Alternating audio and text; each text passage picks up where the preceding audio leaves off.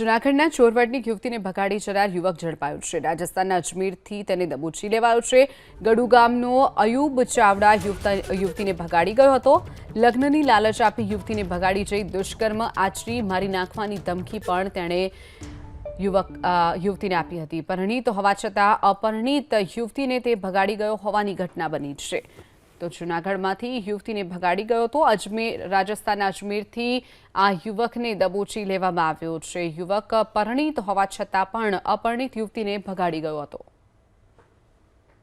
આ ટીમે અજમેરથી ગુમ થનાર દીકરીને તેમજ આ ભગાડી જનાર ઇકો સંચાલકને ત્યાંથી ઝડપી લીધેલ હતા।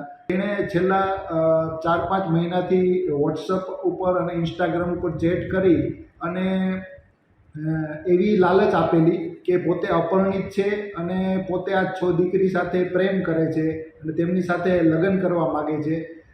ખરેખર આ જે ભગાડી જનાર યુવક છે પોતે પરિણીત હતો, છતાં પણ આવી રીતે વિશ્વાસઘાત કરી લગ્ન કરવાની લાલચ આપી આ દીકરી સાથે બળજબરીપૂર્વક શરીર સંબંધ બાંધેલ આ કામનો જે આરોપી છે તેને અટક કરવામાં આવેલ છે।